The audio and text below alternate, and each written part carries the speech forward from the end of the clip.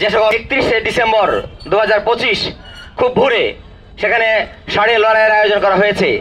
বিভিন্ন ধরনের নেতিবাচক কর্মকাণ্ডে আমার এই সহকর্মীবৃন্দ সবসময় লড়াই করে যাচ্ছেন। কলম এর মাধ্যমে তারা লেখনী ধারণ করছেন। ঠিক তাদের পথ অনুসরণ করে আমিও চেষ্টা করছি আমাদের এই গরিপুরে যে সকল অনিয়মগুলো হচ্ছে সেই অনিয়মগুলো জনসমাজে তুলে ধরার জন্য। আমাকে আমার একজন খুব কাছের মানুষ জানিয়েছে যে 31শে ডিসেম্বর 2025 খুব ভোরে সেখানে ষাঁড়ে লড়াইয়ের আয়োজন করা হয়েছে। আমি সেখানে ফজরের নামাজ শেষ করেই দ্রুত যাই, গিয়ে দেখি ষাঁড়ের লড়াই শেষ হয়েছে এবং টাকা পয়সা তারা ভাগ বাটোয়ারা করছে। উপরোক্ত বিষয়টি আমি তাৎক্ষণিক আমাদের গরিপুর ভারপ্রাপ্ত কর্মকর্তা ওসি মহোদয়কে জানিয়েছি। তিনি বলেছেন আমি ফোর্স পাঠাচ্ছি। পরবর্তী আমি ইউনো মহোদয়কে জানানোর পরে তিনি একাধিকবার কল দেওয়ার পরেও কল রিসিভ হয়নি। তখন আমি সেখানে যাই, গিয়ে সচিত্র প্রতিবেদন প্রকাশ করি। প্রতিবেদন প্রকাশের সন্ধ্যার দিকে আমাকে বর্তমান যে আপনারা সামাজিক যোগাযোগ মাধ্যমে যে অডিওটি আপনারা শুনেছেন, সেই কামাল মেম্বার সে দম্ভের সাথে আমাকে বলছে আপনি কি শুরু করেছেন, আপনার যেমন চা তাই করবেন, আমরা প্রেস ক্লাব এবং থানাকে ম্যানেজ করি, আমরা আমাদের এলাকার গণ্যমান্যদেরকে ম্যানেজ করি, আপনার সমস্যা কোথায়? এবং কামাল মেম্বার যখন কথা বলছিল, আমার নাম না জানা আরেকজন কামাল মেম্বারের অনুচর হতে পারে, সেও দূর থেকে শুনতে পাচ্ছি, সে বলছে তোমাকে কত দিতে হবে। আমি সেই কথাটা শুধু আমি নয়, আপনারা যারা শুনেছেন অবশ্যই শুনে থাকবেন। আমার কথা হচ্ছে আমাদের গৌরীপুরে মাদক জুয়া এইগুলোর বিরুদ্ধে দীর্ঘদিন ধরেই আমরা লড়াই করে যাচ্ছি, কিন্তু কোনো প্রকার প্রতিকার পাচ্ছি না। তাহলে আমাদের প্রশাসন কোথায় আছে?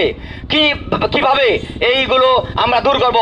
এখানে যারা সাংবাদিকবৃন্দ রয়েছেন তারা প্রত্যেকেই প্রতিনিয়ত এটার বিরুদ্ধে লড়ে যাচ্ছেন, কিন্তু কোনো এক অশুভ শক্তির বলেই আমরা কিন্তু সেই ধ্বংসাত্মক কাজগুলোকে বিতাড়িত করতে পারছি না।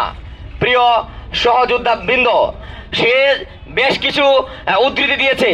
সে বলেছে যে আমরা 16-17 বছর কোনো কিছু করতে পারি নাই, এখন আমাদের সুদিন আসছে, এখন কেন আপনি আমাদের সুদিনে বাধা হয়ে দাঁড়াচ্ছেন? আমি বিএনপি করি, সে গর্বের সঙ্গে বলেছে আমি বিএনপি করি, আমরা এখন আমাদের সুদিন আসছে, আমরা করবই। আমার বর্তমান গরিপুর উপজেলা বিএনপির ভারপ্রাপ্ত আহ্বায়ক এবং সকল নেতৃবৃন্দদের প্রতি আহ্বান, আপনারা কি তাহলে সদস্য সচিব সহ আমি সকলের কাছে বলতে চাই, আপনারা কি তাহলে ক্ষমতায় যাওয়ার আগেই ক্ষমতা দেখাতে চেষ্টা করছেন? আর যদি তা করে থাকেন তাহলে কিন্তু আপনারা বোকার রাজ্যে বাস করছেন। কেননা এখানে যারা দাঁড়িয়েছেন তারা কেউ কিন্তু কোনো পক্ষপাতী নয়, তারা সকল সমাজের, সকল কালের, সকল ধর্মের। কলম সৈনিকরা কখনো কোনো পক্ষের হয়ে থাকে না। এমনকি এই কামাল মেম্বার আমাকে যেভাবে হেনস্থা করেছে, যে কোনো সুস্থ মানুষ তাৎক্ষণিক কিন্তু হার্ট অ্যাটাক করতে পারতো, কিন্তু আমি সৃষ্টিকর্তার প্রতি তাকিয়ে আমি তার প্রত্যেকটি গালিকে হজম করেছি এবং সে আমাকে যথেষ্ট নিপীড়ন করেছে। এই মুহূর্তে আমি সম্পূর্ণ নিরাপত্তাহীনতায় ভুগছি।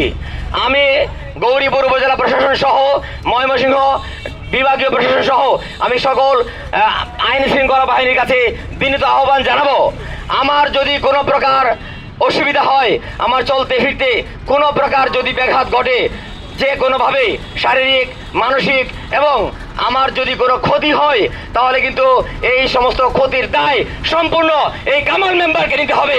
কেননা কামাল মেম্বারের সে সরাসরি বলছে যে হ্যাঁ আমি আপনাকে থ্রেট দিচ্ছি, আপনাকে থ্রেট দিলে কি হবে?